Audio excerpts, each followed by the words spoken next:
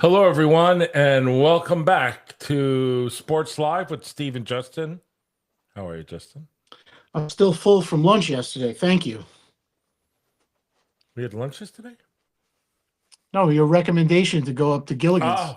Oh, that's right. I was like, I didn't remember that. Yeah, no, that place is unbelievable, right? It was great. Really was a lot of food for a lot of bang for your buck. And I was able to take a whole bowl full of clams home to my mother who loves mussels and clams. And it was almost like 5 pounds in that box. And you didn't have the lobster though. The lobster's amazing. I had lobster tails, but I did not get the stuffed lobster. But now I know we can go back because my wife is already planning our next visit. Yeah, I like the broiled one. I mean, listen, it's half the price of anywhere else. Half the price. Outrageous. Food was outrageous. And if anybody wants to know where that is, just reach out to me or Justin, and we'll let you know. But it's in Rockland County. I'll give you a hint.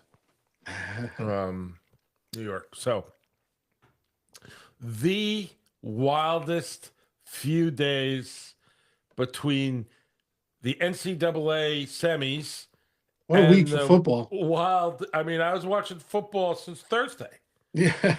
Every night there's a game on. and there's one tonight that Yep. we're going to see. So I'm still a little shocked by that we're having a Monday night football game on playoff game. I But know. pretty cool. More football. I know. The only thing is on Saturday, I hate to even say it, I could use a little football right at 1 o'clock because you're used to the two games on Sure. Saturday and the two games on Sunday. But this time we had two, we ended up with 6 games, so it's done a little differently now, which is amazing. What you think about, Amazon Prime has gotten so lucky with these games. I mean, people complain because it's on Amazon, but I have to say that I think the group that they have there does a great job. I agree. They Um, were they were watchable for sure. for a Or change. in that case, listenable too. And Yeah, the games they've gotten this year have been amazing. they're the NFL and the streaming partners are doing the best job they can to give you a watchable product. So they want big teams and big names, big quarterback names anyway, because they're trying to shift us into the next era of, I guess, what we call it watchability, which is streaming. And I'm not a fan of that because it's so fragmented. I feel like it should still be available on regular television, but we acquiesced for the last 30 or so years to cable television and our local teams being on their own channels. Right. So it's just, it's the way of the future if you want to watch or consume pro sports. Absolutely. And I The mean, pretty secondary much. sports are starting to get more airtime, I noticed. It seems like things like the WNBA, the Women's Volleyball League, Right. even G League or D League basketball is being televised where you didn't have that before. Right. So there's still, a market for people who want to watch sports, but it's getting ever more exclusive. If So you I know, don't know if it was Thursday or Friday. I want to say it was Friday now that you bring that up. I heard an interview with Stephen A and Dana White talking about UFC now on the streaming service. And it's now on Paramount Plus. And just to talk about television coverage for a minute before we get to the games. So there is no more pay-per-view. I mean, I think he signed, I think it was like a $17 billion deal or hmm something. There is no more pay-per-view. So no more having to watch not only ESPN, but you had to have ESPN Plus, and then you had to get the pay-per-view. So now all you have to have is Paramount Plus. And I have it. I don't know if you have it. I watch it all the time. I think I have it on a stick. They have great shows. I mean, I can go on and on. But they have some great shows on Paramount Plus. And what's interesting is that there's no more pay-per-view. And so we're going to see great fights on Paramount Plus for just the cost of admission, so to speak. Yeah, I And think that tells you that there's, making the move from pay-per-view to something like streaming or these other services. It's always about money, which means that if they were willing to give up their pay-per-view money, they got big money elsewhere. oh yeah, they got more money than they would have gotten. Yeah. And they realize that dynamic is going to create a wider audience because pay-per-view obviously keeps people away. It was limited for sure, And now you're going to be open to a wider, and this is something else that he announced, and you're going to find this interesting. I don't think we spoke about it. And that is he is starting his own regular boxing that he's going to run just like UFC. Everybody fights everybody. No more certain promoters controlling fighters, controlling fights, guys fighting fake fights, not real contenders. Yeah. He said none of that. You're going to have to earn it. You're going to have to earn it, and everybody fights everybody. That's the way it's going to work. I think he's enabled to do that because the money's so big. They don't That's have right. to worry about creating matchups. You're going to fight who I tell you to fight, and you're still going to make money. And every month, there's going to be a big fight. Yeah. Whether it's welterweight, whether it's heavyweight, whatever it is. So you're going to have on Paramount Plus UFC and the return of boxing. And we know, listen, one thing we know for sure is White really knows what he's doing, right? Well, he's a very smart man, and he is the front man for that entity. I watched a video recently on the UFC rabbit hole, so I won't go deep at all. But there are some big names behind Dana White now that probably weren't there before. Right, because that big company bought UFC. Yep.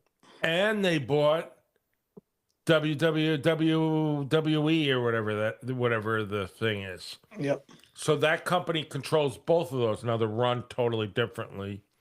I would if you look into them, if you want to check their Wikipedia pages or keep clicking links, you'll get back to some pretty prominent names that might surprise you.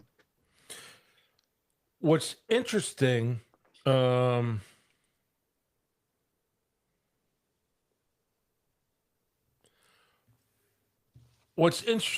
friend just texted me, he goes, all the things you do. I don't know how you sleep. What's interesting is that when UFC was kind of floundering, didn't really take that big push, was out there, whatever, there was an option to buy that. What's his name's son? The guy from WWE. What's his name? McMahon. McMahon's son wanted to buy UFC and not merge them together, but to run UFC like it is. Yeah. And McMahon said no. And he McMahon said no, or Dana White said no? McMahon said no. McMahon. Yeah, Vince McMahon. Yeah. And it was very expensive. It was billions. I think it was billions. And McMahon told his son, you want to buy it? Buy it with your money, not mine. And listen, we know that the fall of McMahon comes soon after that, but not that the fall of WWE. I mean, that's making loads of money, and that's involved in ESPN, which is a little weird, I think, for me, is that you're watching an ESPN show and they're talking about football and gambling, and in the same breath they're talking about WWE. It's pretty incredible to see where it was when it first started and where it is now. Right. So you you think about here, you're gambling on something that gambling on football, which we don't know the outcome, and you're advertising WWE, which the outcomes are all predetermined. So it makes you scratch your head a little bit. To me, it does. Some people are wondering if the outcomes are predetermined in the NFL. Oh, come on. We don't think that's true. We think that maybe there's a little shaving going on. My issue is that it's already been through court where we've been told that you are not entitled to fair play, that it's entertainment. So I'm not saying that is proof that any of these games are rigged, but that that you're not entitled to fair play, and there are companies out there that allow you to gamble. To me, that's a problem. If you're not getting fair play, and you're not getting fair play, and you're still gambling on it, I would imagine if you called that helpline, they would tell you that you have a problem. So, if you think it's on the up, that's a different story. Yeah, I mean, but it didn't. We didn't used to allow gambling for a reason, and it always comes down to some politician making money and changing the laws, and it went. We just most recently was the 2018 law in 2018 that law, the Bill Bradley law, got overturned, and all of a sudden we have gambling on phones, and you can gamble anywhere in the country. So let's put that aside for a minute. Let's talk about the weekend, right? It's almost surreal that every game came down to the end, right? Oh, except for not only that, Friday night didn't. Texted you that it's like watching basketball now. It's you could just turn the game on the last 4 minutes and you'll see all you need to see. Well, I don't know about that. They go back and forth 3 or 4 times a piece in the last 4 or 5 minutes, and the score changes 3 or 4 times. It's pretty incredible. I don't remember football being like that every game. Pete Rozelle would tell you that there's a lot of parity right now. Well, I think that kickoff rule plays a big part. Kickoff rule changes a lot, and it's different. I'm not sure. I do like the idea they're not running down the field full speed and smashing into each other for no reason whatsoever. That certainly slows the game down, changes the game a little bit. I mean, it's almost strange when I watch it. I'm like, he kicked the ball. Why isn't anybody moving? It's just and then you go, oh yeah, it's some kind of scam thing that the NFL came up with so nobody gets hurt. Yeah. But I think I hesitatingly say I think it works. So back to the week. So Thursday night's game, Miami comes out, it's crazed. They really take it to the game, goes back and forth, comes down to the final minutes. They had a lot of energy. For sure. Indiana comes out on Friday.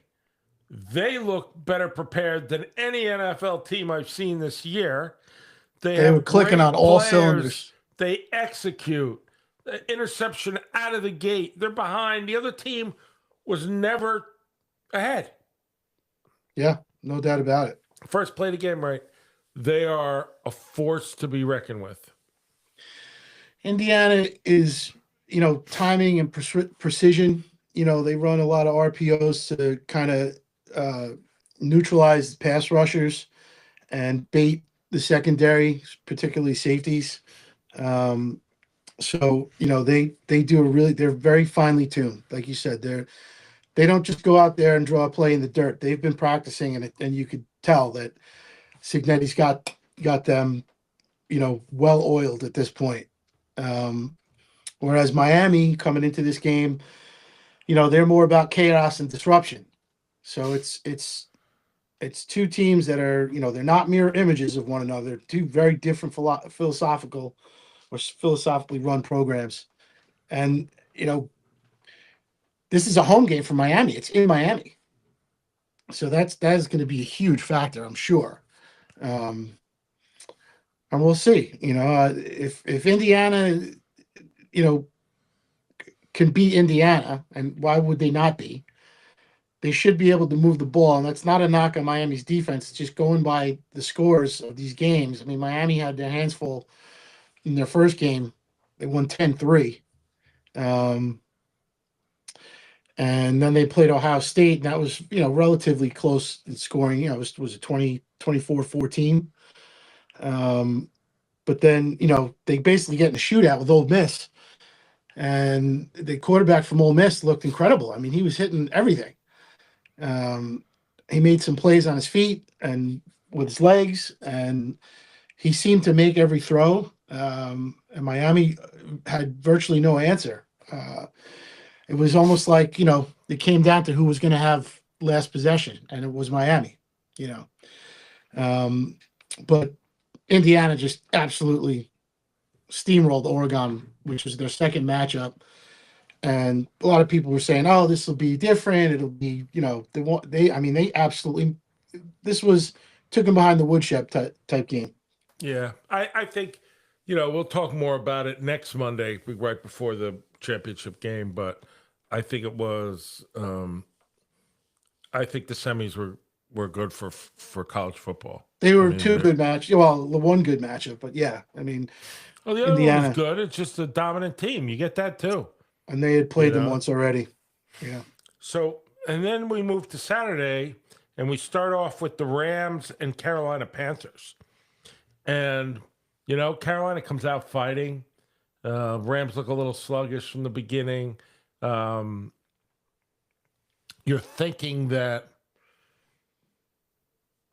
the Rams, who finished number 5 on the list of teams in their division, in their conference, you say to yourself, they really need to play better than that. They both need to play better than this to kind of go all the way. Their special teams has been subpar for sure. Right. And it does make a difference, especially the further along you go in the playoffs. And, a couple times we've seen this season, especially that Philly game where the Rams lost to Philly, it was special teams that lost them that game. The game against Seattle, which was really the difference maker in the entire conference, I mean, that ball hitting off the guy's head and rolling around, the guy has presence enough to pick it up in the end zone, and it's not blown dead. That game easily could have went the Rams' way. They didn't really do anything wrong in that game. I mean, they let up a lot of points, but essentially that one play was the difference in being a 1 seed or being a 2 seed versus being a 5 seed. Right. And but on Saturday, I thought, Carolina came out good. They got a young quarterback. They were really playing well. I mean, I think they have a lot of future ahead of them. Yeah, I think so. It's funny that almost all the games, not all of them, but almost all of them, one team dominated the first half and the other team dominated the second half, and the one that dominated the second half ends up winning the game at the end. It's almost like there's no plan B. I say it all the time that, you can see a team, we've seen it all season. Didn't the Cowboys come back and beat the Eagles, and the Eagles are up 21-0 in that game? So, well, I'm going to get to you. I'm going to get to the Eagles, and I really think that my prophecies came very true with the Eagles, even though they haven't fired the coach yet. So I know that I'm still shocked, to be honest. I thought they would win at least one game. The fat lady hasn't sung on that. I mean, on them and what's going to happen. Then we get the Bears in Green Bay. They were talking about Sirianni getting fired in the postgame. So for them to even mention that or it to be relevant, even though they just lost in the play, they still won a Super Bowl last year. So yes, but was all right. You want to talk about? We'll jump ahead. No, go ahead. Jump ahead to the Eagles. We'll talk about San Francisco and the Eagles. All right. First of all, both teams. Listen, San Francisco's a little beat up. They have a lot of guys out. They're a lot beat up. They considering lost Kittle. 3 players out on defense. They lost and 3 big. And then they lose Kittle. And then they lose Kittle. But they have a good defensive coach. Used to be the coach of the Jets. He's very good, and have to give him credit. He proved his worth on that day. But What's interesting about Green Bay, I think that um, their play calling, I'm sorry, did I switch things? We're You talking said about the Green Bay. Eagles. We're Yep. talking about the Eagles and 49ers. I'm sorry. The interesting, I thought the game plan for the Eagles was the worst game plan I ever saw in my life. There were no plays that were NFL caliber level. Everything was like a high school call. If you That was look at the last the last series play of the of game. downs, they called the same play 3 times in a row. And if you were watching carefully and you saw on the sideline, the quarterback is sitting there talking to the coach, and he's like, "Are you kidding me?" Mm-hmm. And the implication is now, after watching it all and thinking back at it and seeing some analysts, he was going, "That's all we got? We're not going to call anything else?" And they ran the same play. And their defense, the 49ers defense just said, "All right, you want to run it again? Run it again. We'll beat you again." And it wasn't successful the first 3 times they ran it. So I really thought the game plan, listen, the offensive coordinator's got to be out of there if they didn't fire him already. I didn't see because I was working more today. But he's horrible. And I think the coach has got to go. You got to try to get, if you can get I agree. Harbaugh in there, You can't. you'd be sitting so pretty. Or the They other have guy. so much talent, and again, he was arguing with one of the wide receivers on the sideline, Right. and you could just tell that he's completely detached from reality, or at least it looks that way. I mean, if I was the owner of the team and I saw this behavior week in and week out over the season, I'd have to be wondering, how the hell did we win a Super Bowl last year? I agree. I And don't ask think yourself, they know what changed from last year to this year? Who's not there? You want that guy back. But I think the most telling thing for me in that game, I mean, I think their offensive coordinator went somewhere else and now was a coach or something. yeah, So the most telling thing for me was when they said that the backup running back averaged more yards per carry than Saquon. Saquon then got hurt. They bring that guy in, and he's ripping off chunks of yardage on the inside the tackles. And I'm saying to myself, is there something wrong with Saquon, or are they calling different plays? And I had to rewind it a couple of times to look, and I'm like, something's not right. How? Because Saquon did have a couple of big runs in that game, and they just kept going away from him. I would have pounded him right up San Fran's rear end the entire first half. And they wanted to get cute. Like you said, they ran the same play 3 times in a row. They did this. They're throwing the ball. What? You have the best running back in football. You're playing at home. Use him. I mean, it just didn't make any sense to me. It really didn't make any sense to me. And this is the same conversation we had about them Yep. many times during the week. The coaching, and it's not the players, because we know the players it has. Listen, did Brown drop 3 passes, right? Oh, both receivers, AJ Brown and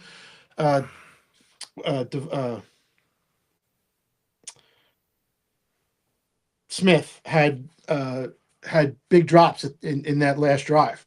So there's some out of sync happening there, and you got to make those plays in crunch time. You can't drop those passes, not when you're expected to be a top talent on that offense. Right. And there's some, in football, you have these guys that transcend. Their heart and their abilities somehow flow together, and they do things that make you scratch your head. You're like, wow. And they do it every time. The Lawrence Taylors of the world, and McCaffrey is one of those guys. Yeah, I agree. He's incredible talent. That end around where they a pass option or whatever it was. Yep. And they threw it to McCaffrey. They did not double team McCaffrey. Not only did they double team him, I'm not even sure they had somebody watching him. They took the bait and let him run free. I mean, he had And somebody at the end catch up to him, but nobody but I was mean, but was watching him they out of the backfield it isn't just run that route. play. They had no. If you watched, you use like a monster man or whatever you want to call it, where you put somebody. This is your guy. You follow him. On this play, you watch McCaffrey. You stay with him, and don't let him get past you. They had nobody doing that.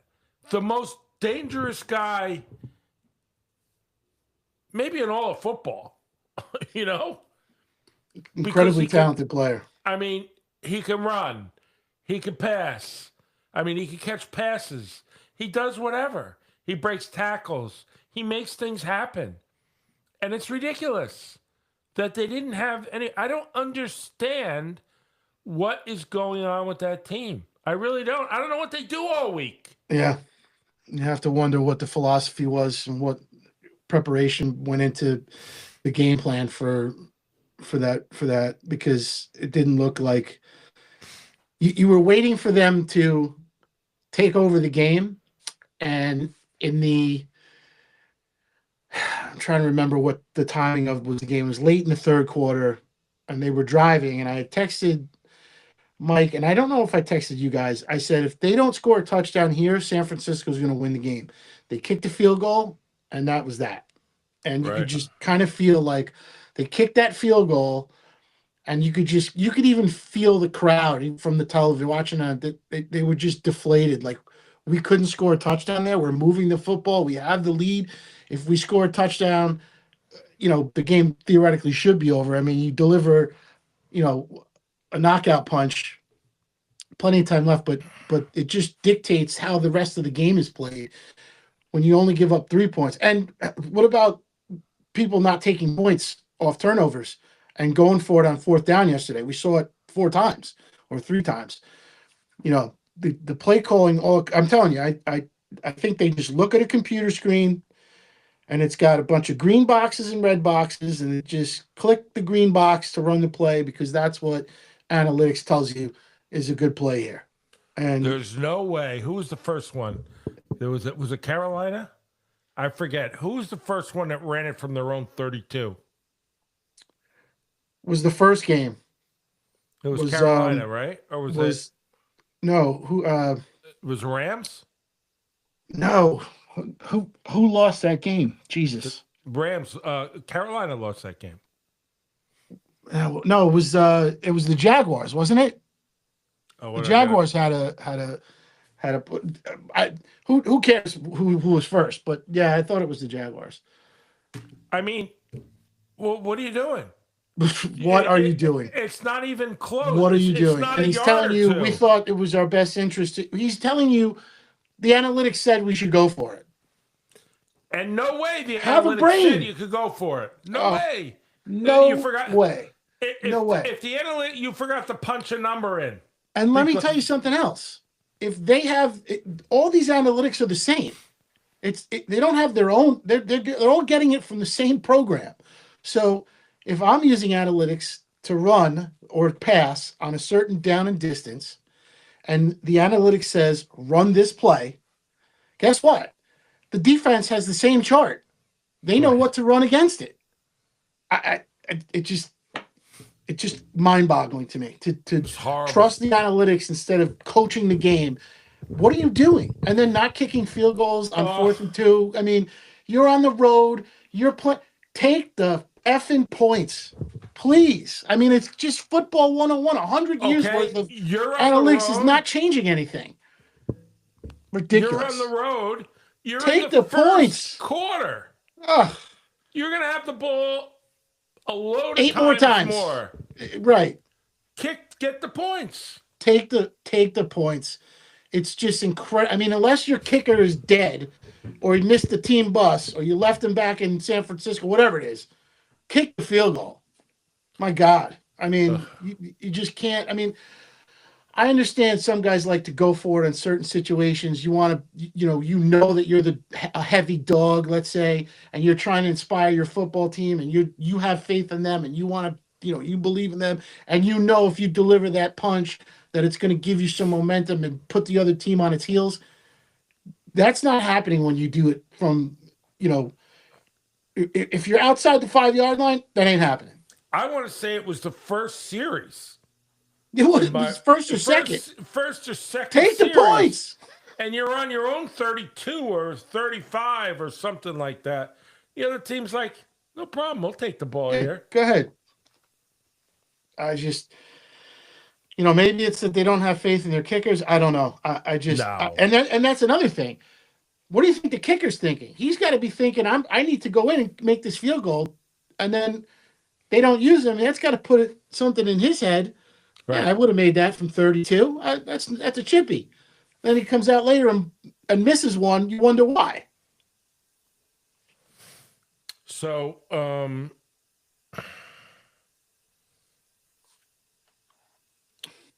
Rams and Carolina, that was the first game. Second game, yeah, Bears, sorry, I distracted us from that. Bears in Green Bay. Bears at home, right? They were Soldier Field. Bears at home. Game was actually closer than I thought it would be, to be honest with you. Absolutely. I thought the Bears would be a little bit more well prepared for that. Me but too. I credit where credit is due. LaFleur seemed to have things going right until they didn't go right, if that makes any sense. But that was another one. Wasn't there a missed field goal in that game?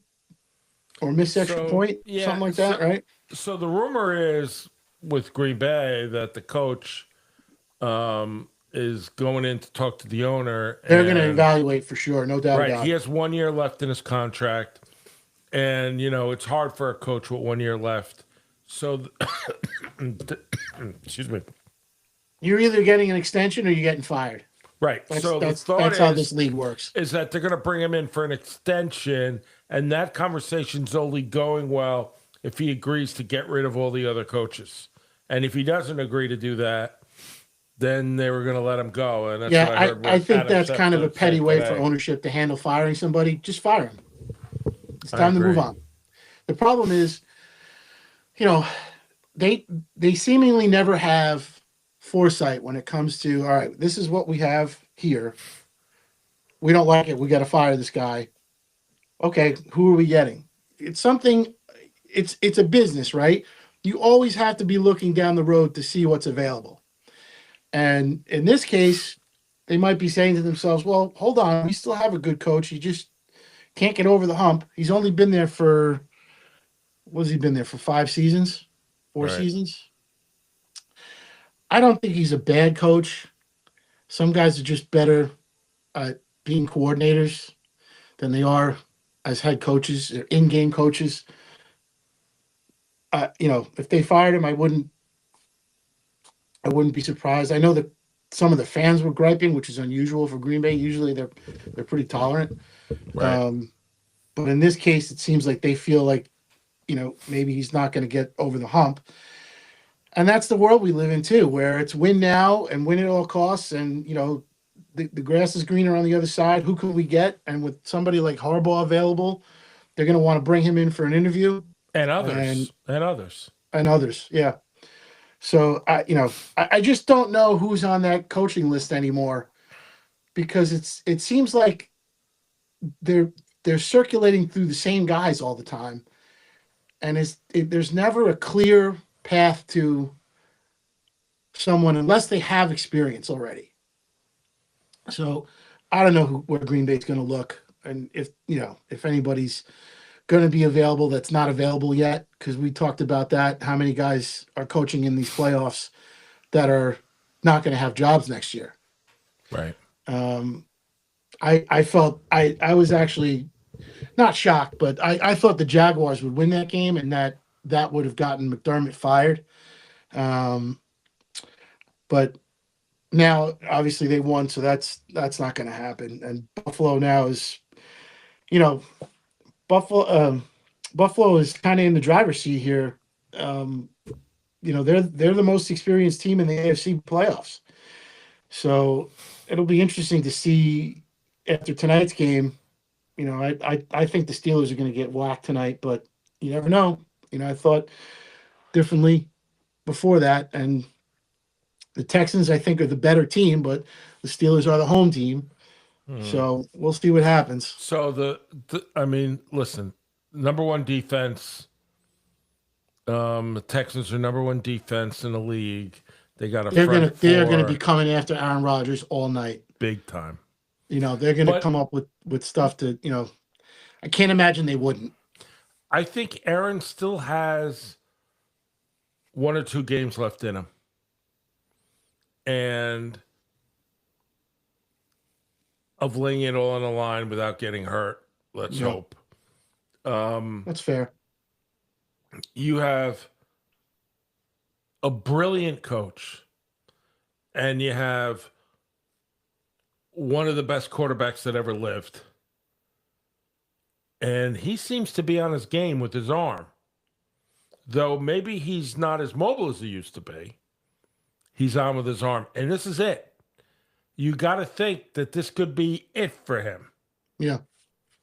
I mean, They can protect him. I mean, they have two pretty decent sized running backs, and they have three huge tight ends that all can block. They spread it around when they have to. They're going to get Metcalf back, obviously, so that's going to make a huge impact right. for Rodgers to have that extra weapon. Somebody who, I mean, that guy's huge himself. So, it's going to be Pittsburgh is going to do what they did. They're going to circle the wagons, run the football, ground and pound, short passing game, and then take their shots here and there downfield when Rodgers thinks it's open. And that relationship with the quarterback and the coach will help make that offense go. Right. Whereas it's not robotic. So, Tomlin, as we know, is, he's a good coach, and he's going to have something up his sleeve. But I expect the Texans to keep doing what they're doing and surprising everybody. I heard an interesting comparison to Tomlin and Harbaugh. We had that game where, the field goal decided it. And it was interesting because they were saying, and it's absolutely true from my point of view, the difference between Tomlin and Harbaugh, the fans didn't want to fire. Right now, it's a field goal. Yeah, but the fans didn't want to fire Harbaugh. They No, really I don't weren't think so. out there screaming, but the players did. The players were unhappy. For whatever reason, he'd lost control of that locker room.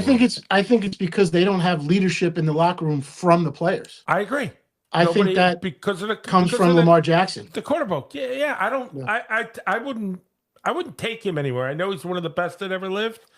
I mean, I don't really go for it. So I think if you have Ray Lewis in that locker room, Harbaugh's still the coach.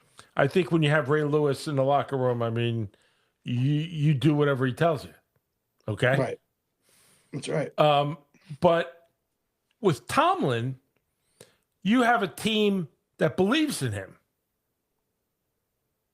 Maybe the fans have lost faith in him, but the ownership hasn't. I know the fan base is frustrated with Tomlin. You hear it on the radio all the time. Who cares? But because any other team would do you think Jet fans are going to complain if they hired Tomlin tomorrow? They got with what he's done. Would they be complaining about going to the playoffs every year and never having a losing record? I mean, it's pretty incredible. It doesn't, you have to be a good coach to accomplish that. And he's had so much talent come in and out. It's not like they're just loaded every year. They're not. They weren't loaded this year. They went out and made a lot of moves via free agency to bring guys in to try and win this year. And, I don't know that they've shown their best football yet, but could be ahead of them. I'm not doubting Tomlin, of course. But who knows where we'd be if the Ravens had made that field goal last week. Right. Maybe they have a conversation and he's on his way out. So it's hard to know, but I think that that we've had some great playoff games this time. I'm still waiting for the shoe to drop with the Chiefs and Kelsey and Andy Reid and where this is headed, because that I think is a pretty interesting story if it unfolds the way you think it will. Have you heard anything about Miami where they're going for a coach? Because I heard something, but I don't know how true. First, they said they were going to include the head coach in the discussion, But the only thing I heard was that Miami is going to do what the Jets did, and they're going to hire another outside third party organization to Two. give them suggestions.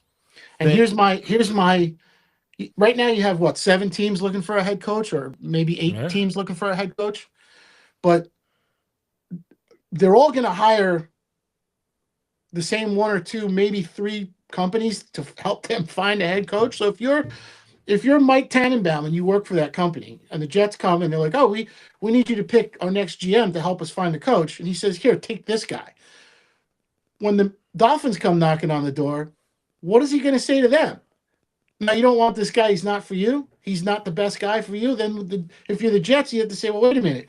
Why is he good for us and no good for them?" so I heard that within their group of interviews they're looking to do, that they slipped Belichick's name in there.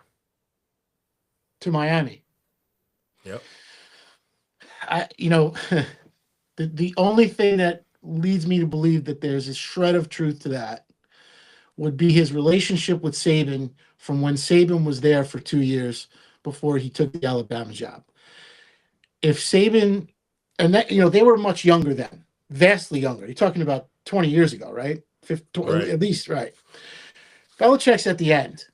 Okay, he's in his 70s. I could see him coming back to the NFL to general manage. Maybe he coaches for a year or 2 and moves up. Yeah, maybe that's what it is. But that's what they need. They're a disaster. But they are a disaster. And the reason they're a disaster is because of their ownership group. Well, come on. Their ownership group doesn't know what they're doing. Everybody that listens to us says the same thing. And they're not talking about that again, are they? Right. The ownership ain't changing. So, that's why this league, I have to laugh when they talk about expansion and going to 20 games and all. It's inexcusable to operate this way when you have a pro franchise. So that's why teams like this have to go to a third party. Listen, I think you and I could probably start our own company and find 4 or 5 guys that would be suitable enough to be GMs in the NFL. I agree, because we can find that. But let's think about it for a second, though. But if he becomes the coach, so he coaches 1 year, he drafts some really good players, he works on that team, and then he brings in a coach to succeed him. He moves up the line. And even if he just I have no problem with that expertise to bring draft picks and players to play. If you look at, he also has a great ability of getting players to renegotiate the contract so we can operate under the salary cap. Well, very good at that. He had the most selfless quarterback of all time in that regard. Yeah, well, but to be fair, there is history here where it's been done before. When Mike Holmgren left Green Bay, coached in Seattle for a couple of years and then moved up to the GM spot, he set that entire franchise on a whole new course. And they're still relevant today. And they get things right. And the reason why is because when he went there, he straightened all of that out for them. Right. So I don't think they had bad ownership prior to that. They made the right move. They brought in a football guy. They did what you're supposed to do. Right. But Miami doesn't have the wherewithal within their ownership group to make that decision. And that they have to go outside of that to make that decision is a huge red flag. So Belichick would be somebody that I think would follow that Mike Holmgren path, coaching, general managing, and setting up the franchise. But with that ownership group, I don't know if that works for them. Right.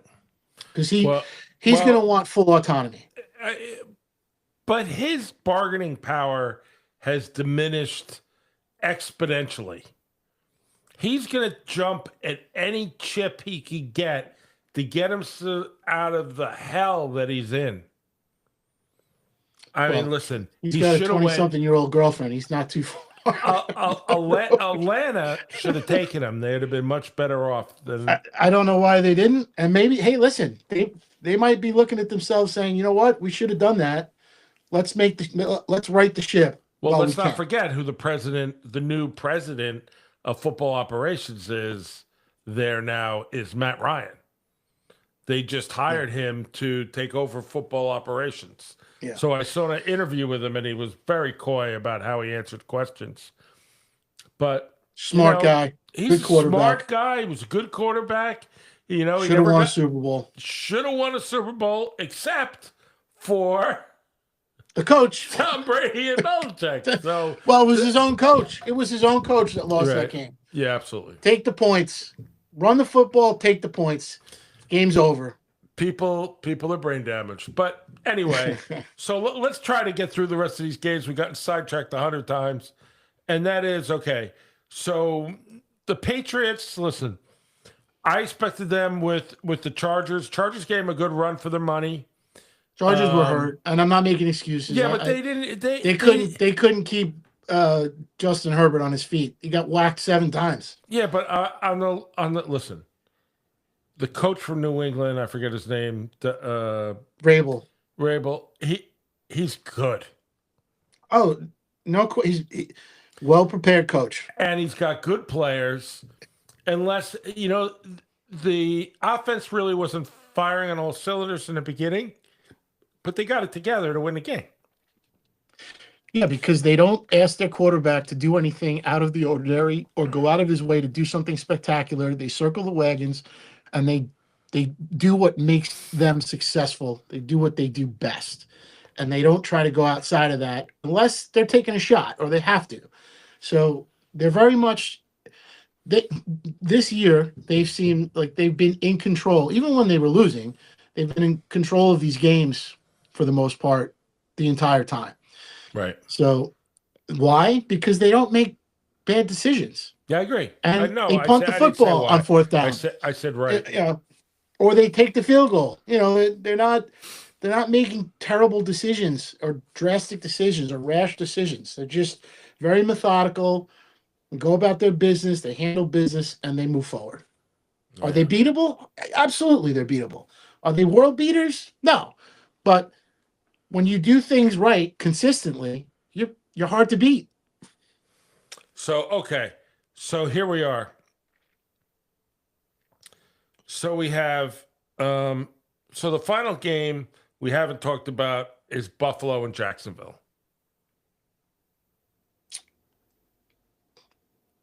Allen is the whole team. He's he's their whole team. First of all, he's a big boy. He's monster. So tall. He's monster. He's tough. He's hurt. When you watch him play, you have to think back to that draft and wonder what anyone was thinking not taking him first overall. Even by default, which is what I used back then to analyze those quarterbacks. How I got down to that pick, but the interview with Tom Brady about having quarterbacks that are 6'4", 6'5", this shows you it makes a difference. He's not hiding behind his offensive line on the tush push. He's pushing them down the field. That was ridiculous. That makes a difference. He carried those defensive players. You have to wonder. 3 yards, 4 yards into they got 10 yards on that one. They called it a touchdown on the field. That was incredible. And then they let him score, which I understand, and Trevor Lawrence threw a good pass, hit the guy right in the hands, and that was it. It was over. You have to feel for Jacksonville because they played well all season. I know they had a couple of injuries, but they overcame those injuries and looked even better than they did before the injuries. Yeah, I thought they looked good. They just couldn't. They didn't have that player went above and beyond. And he really, at the end of these games that they win, he picks the whole team up on their shoulders, and they love him for it. They'll do anything. Well, they were another one that, Jacksonville was another one that, didn't take the points. Right? They had after we saw it all day, we saw it with them too. Literally, what was it for? I'm trying to remember the play, but they're guilty of it too. It was 4th and 3 on their own. No, I'm sorry. It was 4th and 3 on the Bills 20, and you're up 7-3. Take the points. Right. Take the points. That's on the coach. I don't blame the player, but these young coaches think that for whatever reason, again, I'm convinced that it's analytics, that they're looking at a sheet on a screen somewhere telling them, no, you should go for it on this play. Take the points. I agree. I mean, I constantly agree. Ben Johnson should have lost the game also yesterday because Chicago did the same thing, right? It was just you have to take the points. They're so valuable. I mean, Parcells, there's a whole thing on Parcells in that documentary of his coaching tree, his coaching legacy. What is it? What are those things that they do? Those specials they do on ESPN. They talk about Parcells, football life, and one of the things they talk about, and they spend a few good minutes on it, talking about why did you do that? Take the points. It's one of his, philosophical points. You're on the road. You're in a playoff game. You're in a hostile environment. Whatever it is, don't leave points on the field. Take the points. You have to. It's so deflating to a team sometimes when, even if it's just a field goal for 3 points, you got to take the points. You could never take points off the board. You can't do that. Especially in the beginning of games, and it matters so much. It really does. I know that I'm a proponent of going for it late in games to win the game, especially if you're a dog. I always say never go for 2 unless it's to win the game. Never go for 2 unless you have to. It drives me nuts when it's the first quarter and they're going for 2. And just as much, it's mind-boggling to me in times, especially you're home. You're not on the road. Take the points. Don't give the points away. You're playing a good team. You need those points. They're going to matter. I agree. So lesson learned for that coach, because I do think he's a good coach. I know he got support from one of the members of the media after the game saying, you did a good job this season. Keep your head up, and we look forward to what's to come. And hopefully he learns that lesson and doesn't make that mistake again. Well, things change all the time. So I think there is I think these games have been different than they usually are. They really have been. And maybe you're right. Maybe it's from analytics that people are doing things that we scratch our heads about. The playoffs are different than the regular season. The playoffs are full bore, 100% preparation, know your things, know your games. I mean, this week you're going against teams that you may be going against teams that had an extra week of rest. And the best teams had an extra week of rest. The 2 best teams. So, I mean, and, you're going into Mile High. So I'd have my players on a plane there already. And you want to make sure you're accustomed to the altitude and all that stuff, and the best way to prepare. I think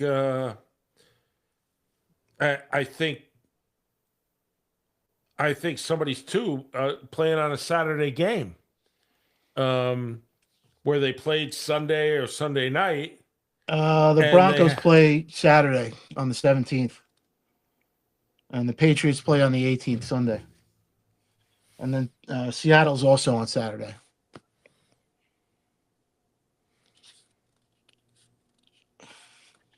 Right. So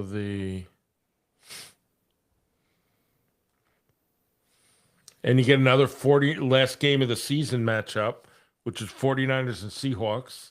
That was the last game of the season. And the Seahawks destroyed the 49ers, and I'm sure both teams remember that. So you have the Bills that played late in the day on Saturday, and they're beat up, and they're going into the Broncos. So, I mean, late in the day on Sunday yesterday, and they're going into the Broncos. So the Rams and Bears, and then what am I missing? Yeah, I think the Bills were probably counting on going to Denver, because I don't think anybody had the Chargers really beating the Patriots. If Buffalo can beat Denver at home, they can win the Super Bowl. Yes. I don't think they will, but I agree with you. And It's a big if. Denver's that's a big good. if. Denver's good. And the other thing is if Denver could beat the Bills, they could be going to the Super Bowl too. That is true. And they late season hiccup, I guess, by the Patriots gave them the 1 seed. So that would be, it'll be interesting to see how that plays out. No doubt about it. I think, we'll see. Right now, the Texans are our only hope for a non usual suspect to get to the Super Bowl from the AFC. But I guess that wouldn't have mattered because I guess if the Jaguars had won, they'd play each other anyway. So, but interesting. It'll be interesting to see how it plays out for sure. No doubt about it. Right. So, sorry, they're texting me about my hearing. It's not going forward tomorrow.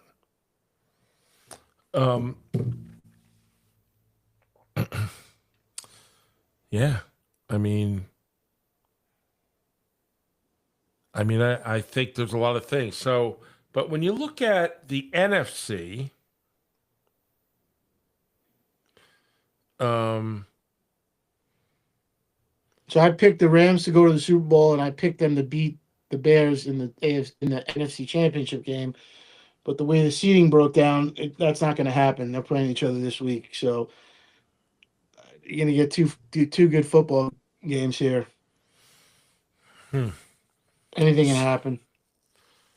Right. So the Rams. The Rams special teams is what really kind of worries me, and I don't know what the weather's going to be like there. I don't think that really affects the Rams. I think they'll be okay. So you're going to see Bears and Seahawks in the championship game, right? Then the Seahawks are going to the Super Bowl, and we have to be on suicide watch for Jets fans.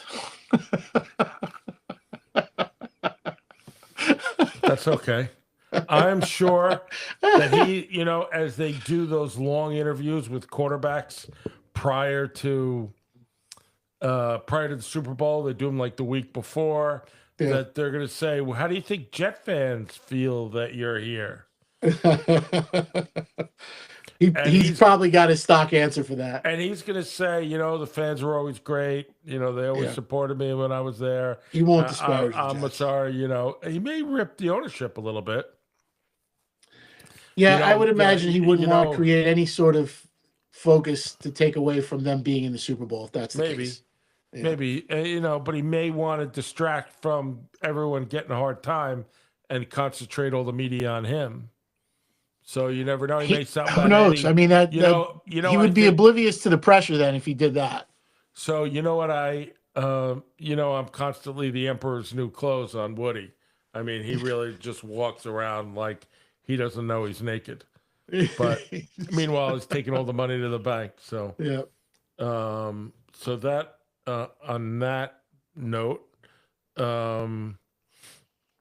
something else you want to talk about? Are we going to cut a little short today, or what do you think? I had, I know we were talking about the draft last week.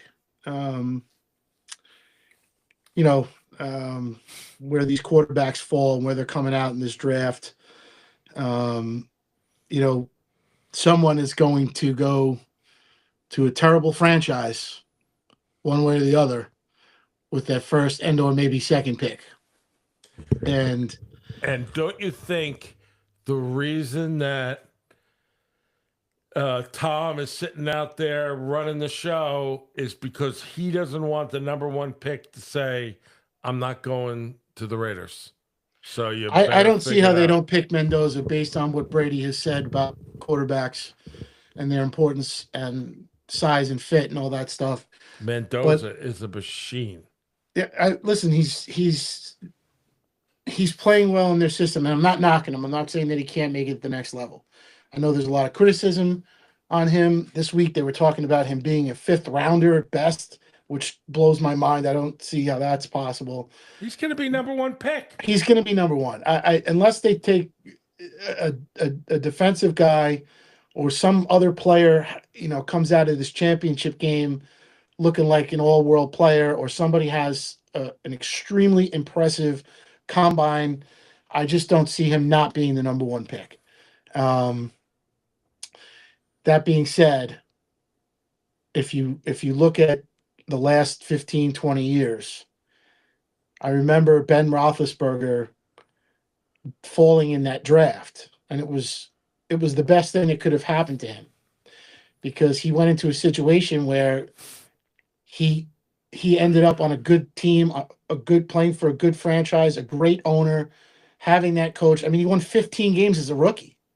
So sometimes well, every time where you go in the draft really shouldn't matter in terms of position, 1, 2, 3, 4. Right. Where you go, what franchise you end up is ultimately is what's going to make or break you. So, with Brady there and playing in Vegas, it's kind of an interesting dynamic, because we really haven't seen, we don't have long-term history of the Vegas Raiders, right? It's entirely different. So they're going to get a new head coach. They're going to pair that coach with this quarterback, and you hope it works if you're them. I But think you know what? I think imagine being it's the guy who gets taken number 2. where I does he go? just the Jets. I mean, unless the Jets have a plan, for that pick in terms of, hey, you know what, we can't just take a quarterback. I mean, we haven't seen the combine yet, so we don't really know. But if the Jets decide that any one of these other quarterbacks isn't worth the two, and they want to pick a defensive player or trade that number 2 and get even more picks, which I generally tend to go that route. I know they need a quarterback, but the Jets aren't in a position to get this wrong. They can't just take a quarterback for the sake of taking a quarterback. And if Mendoza's not there, they're in the same position they were with Zach Wilson. And that's not a knock on any of these other quarterbacks. It's just that no one has risen above that level to say, I'm the guy. And there's question marks about all of them. Are they tall enough? Did they have the arm strength? Can they run? Can they handle this offense? Can they read a defense? That's for them to work out, in their draft analysis of these players. But I don't know. if they take a quarterback, it's another 3 years in minimum. It's another 3 years in the hole. If they get it wrong. I don't know what to say. I mean, I think you got to know who your coach is if you're going to draft a really good player like that. I know the And Falcons hired a search firm also. right, You know what I heard about Miami? I was wrong. It was the Falcons that are hiring a search hired firm. right. Miami is looking. I think they're going to go the route of a searching firm, but there was rumblings of Troy Aikman being brought in to help them find a general manager. I heard that too. You know, not that I wouldn't trust Troy Aikman to do that. I don't know what his connection is with Miami. If you're bringing in Troy Aikman to help you make a decision, my general gut feeling is that there's already somebody in mind that you want to kick the tires on, and that Troy thinks would be a good fit there, because he is a pretty decent analyst, and he does know these teams and franchises, and he has relationships with general managers and owners. I think there's some smoke there. But ultimately, it was whatever comes out of these coaching decisions or general manager decisions. These guys are still looking. I who knows?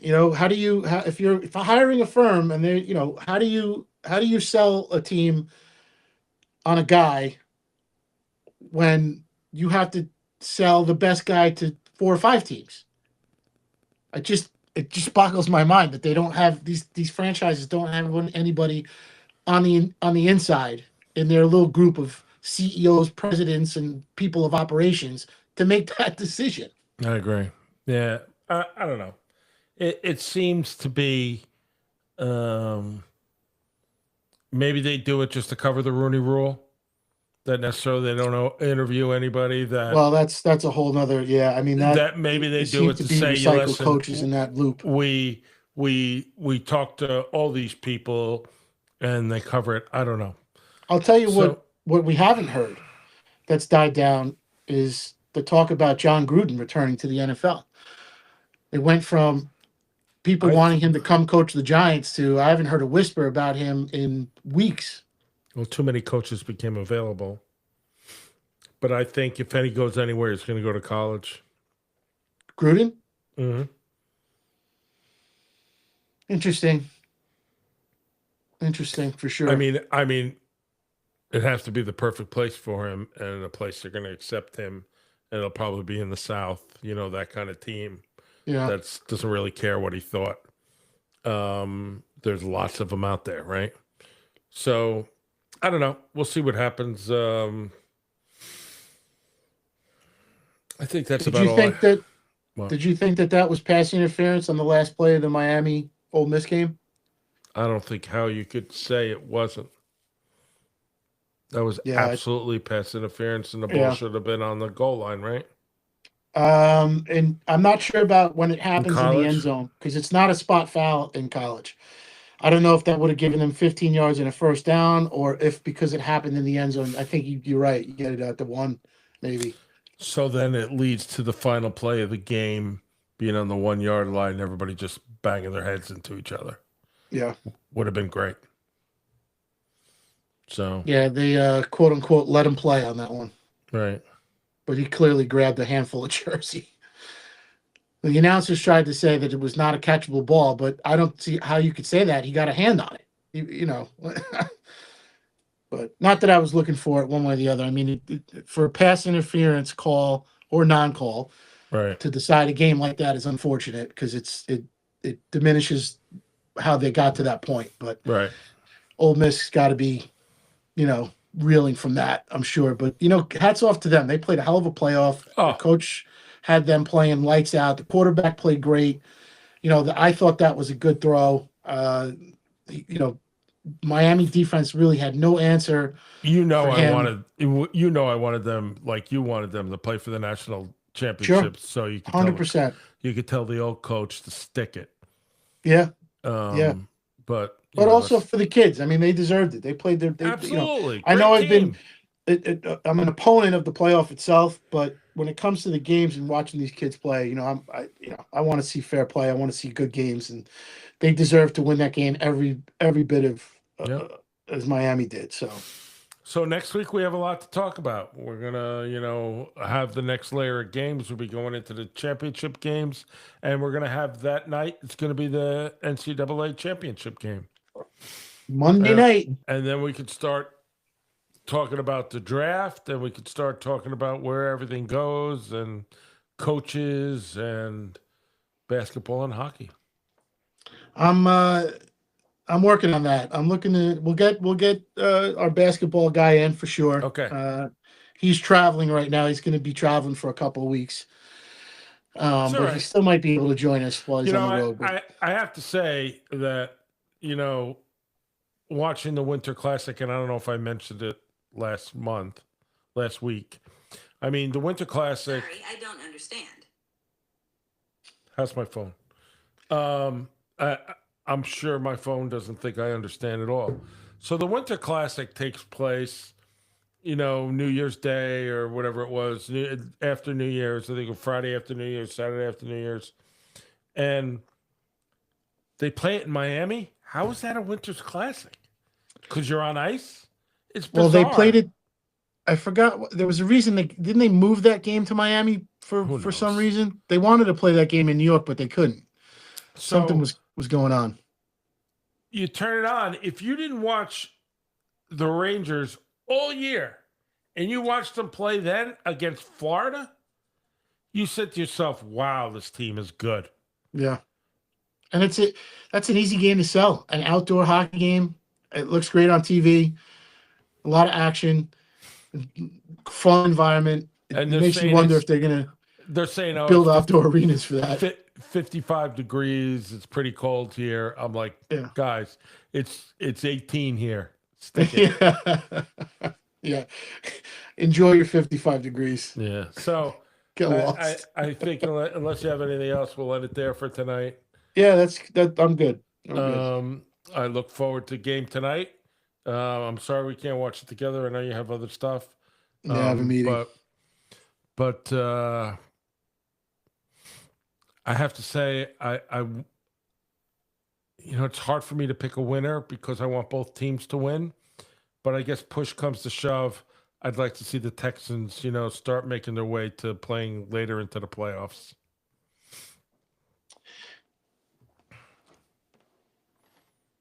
I agree.